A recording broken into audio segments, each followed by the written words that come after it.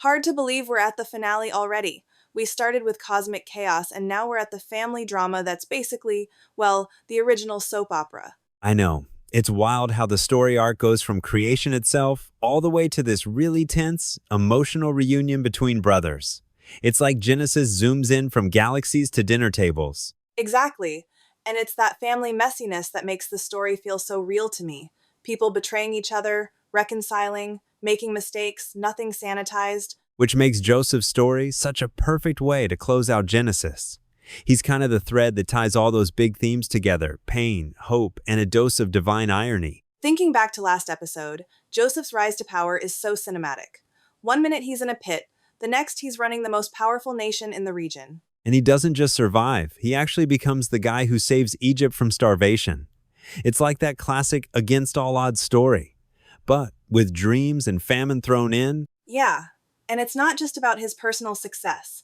The whole world is coming to him for help, including those 10 brothers who once left him for dead. that part always gets me. It's like karma, but with a twist because Joseph has all the power now, but he doesn't just use it to get even. So the brothers show up in Egypt, totally desperate, and they have no clue who Joseph is.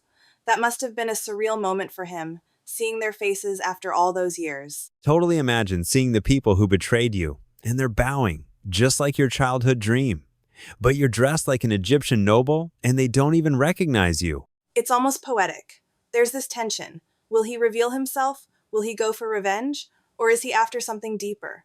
And you can feel how much is at stake, not just food, but trust, guilt, and maybe even the future of the whole family line. Joseph puts them through the ringer, accuses them of being spies, throws them in prison, demands they bring Benjamin. At first glance, it almost feels cruel. But it's more like a test than payback.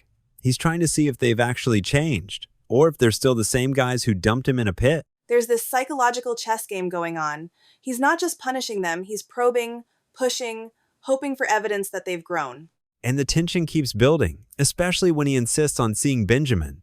That's the heartstrings moment, because Benjamin is Joseph's only full brother and Jacob's new favorite. The brothers go home, and now they have to tell Jacob the worst possible news. Benjamin has to go to Egypt. You can just feel Jacob's heartbreak. Yeah, and you get this sense that everything is on the line for the family. It's not just food, it's the survival of Jacob's deepest hope. That's when Judah steps up and offers himself as a guarantee for Benjamin.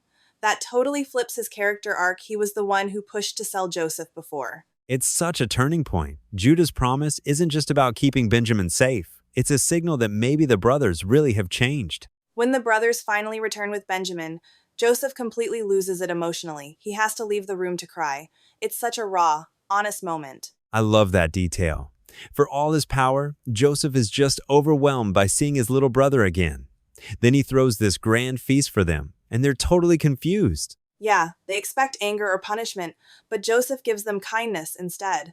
It's like he's testing their reactions to grace, not just guilt. It almost feels like Joseph is trying to reconnect with his family in a new way, seeing if trust is even possible again. Just when you think it's over, Joseph plants the silver cup in Benjamin's sack.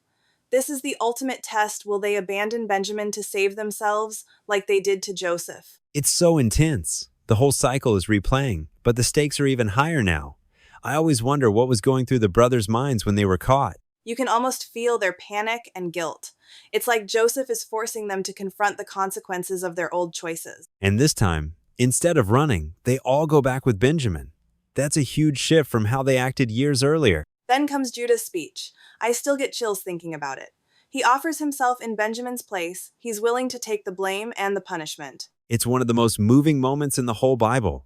Judah isn't just apologizing, he's sacrificing.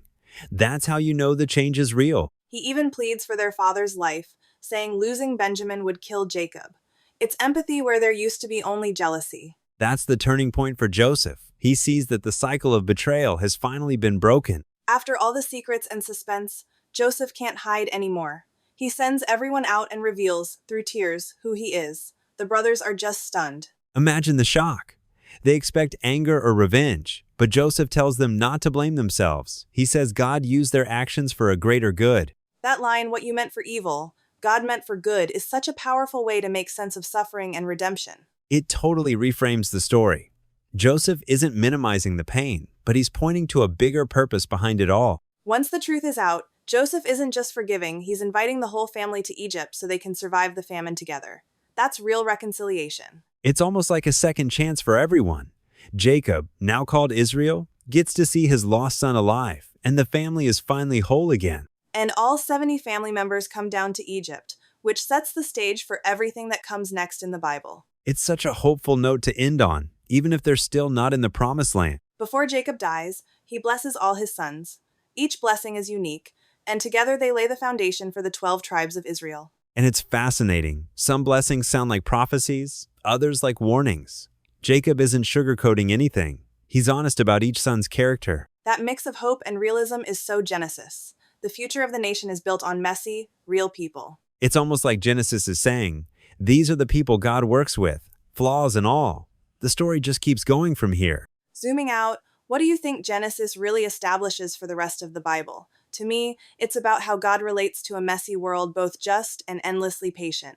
Absolutely. And it introduces the idea of covenant that God makes promises. And people stumble and struggle, but the story keeps moving forward because of that bond. And the fact that Genesis ends with everyone safe but not yet home, there's this sense of hope mixed with unfinished business. Which, if you think about it, is kind of the vibe of the whole Bible, journeying, wrestling, always moving, but never quite finished.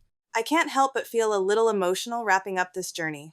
These stories aren't just ancient, they're surprisingly relatable once you dig into them. Yeah, Genesis doesn't give us perfect heroes. It gives us people who fight and fail and forgive. That's what makes it ring true, even thousands of years later. And for anyone who thought the Bible was just rules and rituals, Genesis proves it's much more a story about family, forgiveness, and hope. I'm honestly excited to see where the next series goes, because if Genesis taught us anything, it's that the story is just getting started.